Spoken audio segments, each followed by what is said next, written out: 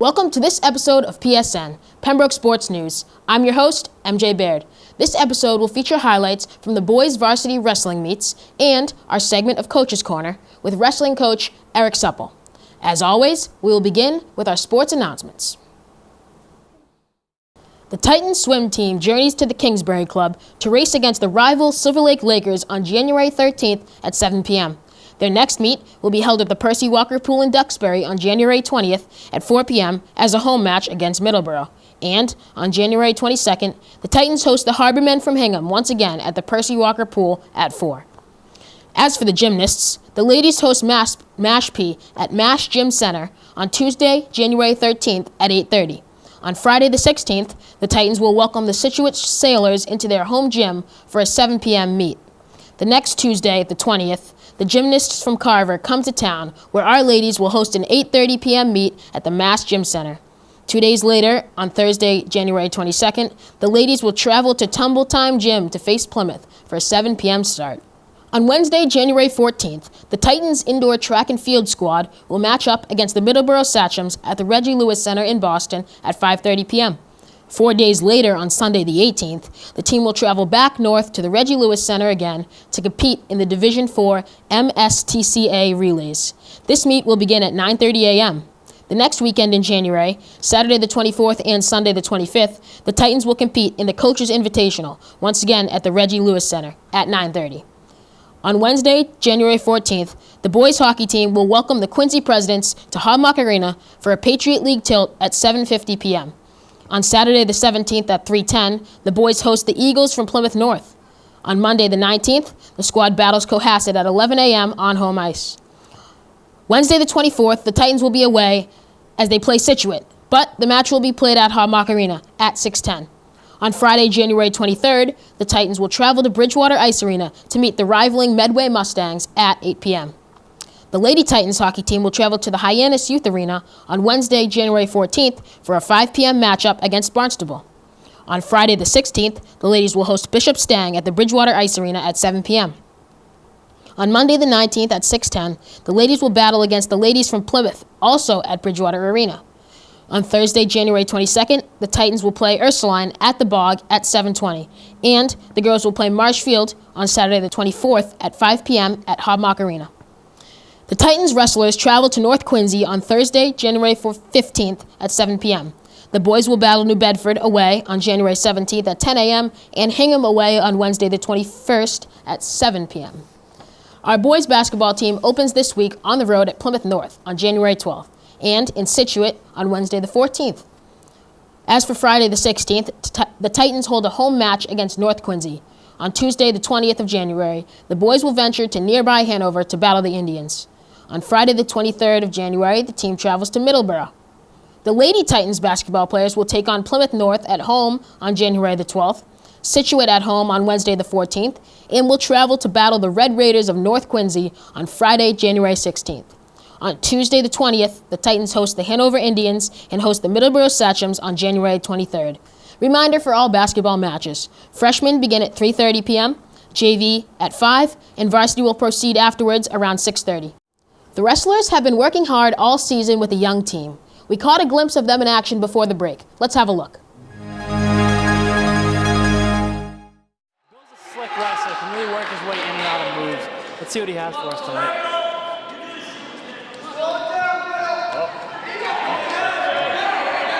Dude, I wrestled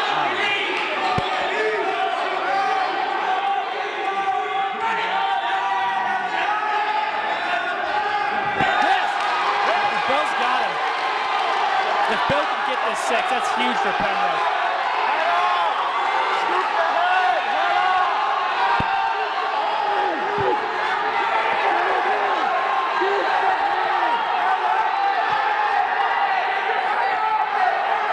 That's it, Bill.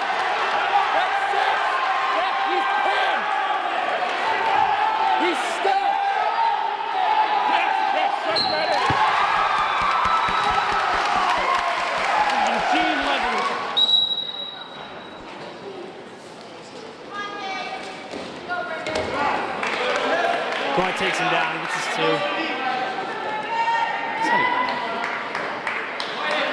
coach is using force against this kid. He doesn't want any of that. Saturday night.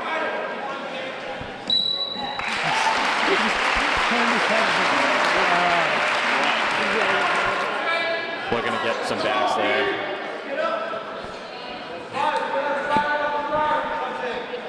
Burke's looking for a pin here, at least a technical. He's looking great in the match. Really wrestling hard, really wrestling tough. Oh, he's got it, he's got it. And a pin, clock goes to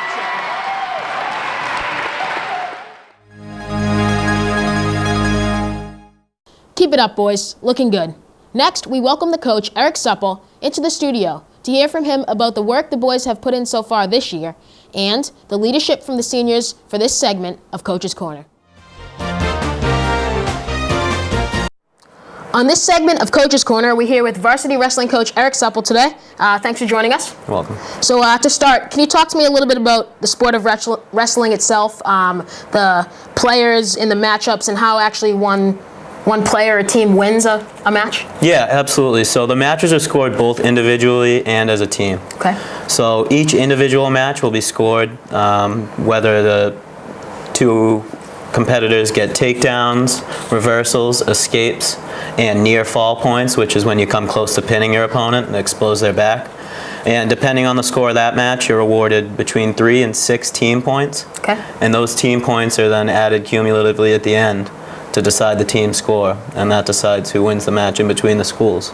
The individual matches are still recorded separately and determine individual records. Right. Okay. So individuals can win even if a team does lose? Yeah, that's really one of the great things about wrestling is that even when you don't necessarily have the strongest school, you can still be a state champion as an individual. Right. So when we go to the tournaments at the end of the year, they'll be seeded individually. So the individual records will be what matters at the end of the year.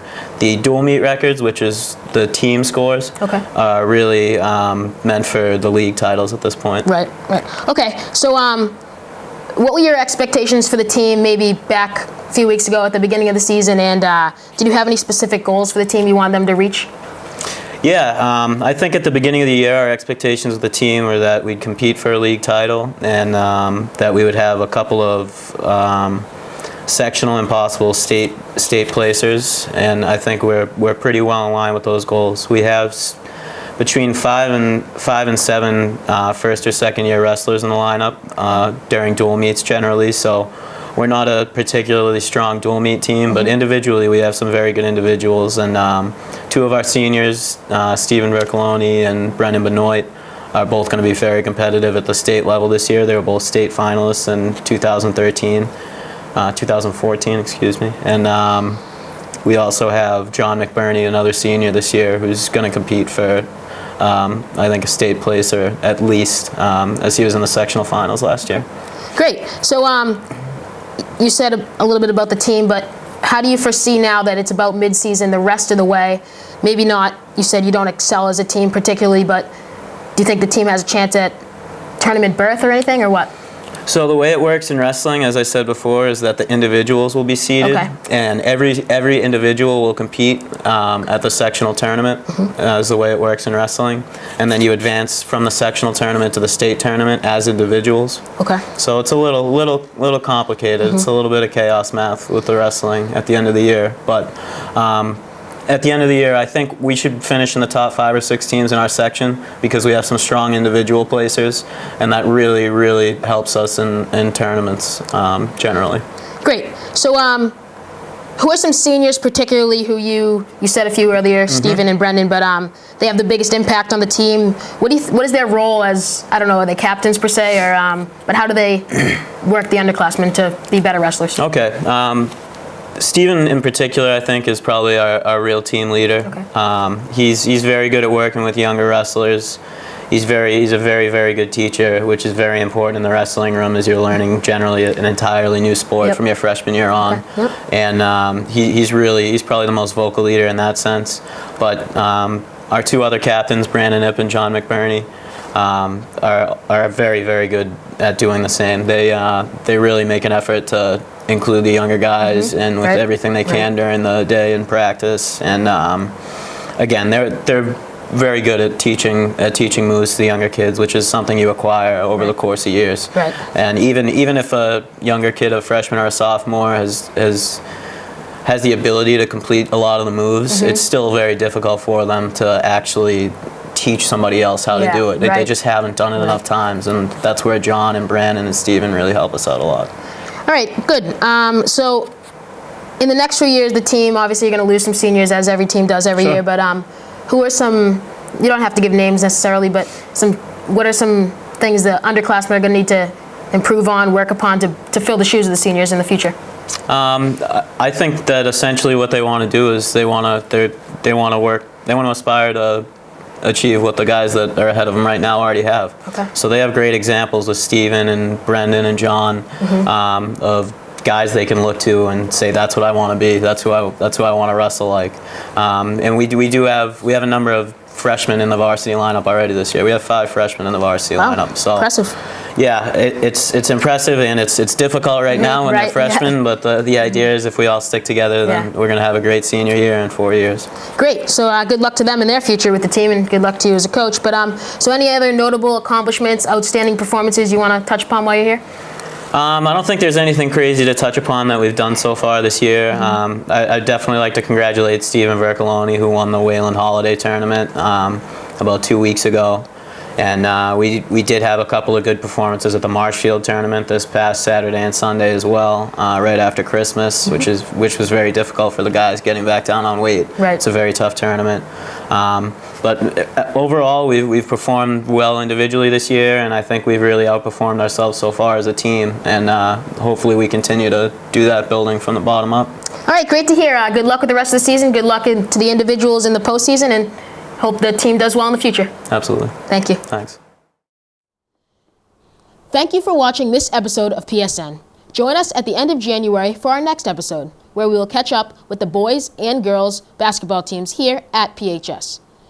Don't forget, you can catch our previous shows as well as Titan TV News episodes on our YouTube channel. And, as always, follow us on Twitter for updates and news as it breaks. Happy New Year to all our viewers. I'm MJ Baird, signing off from PSN.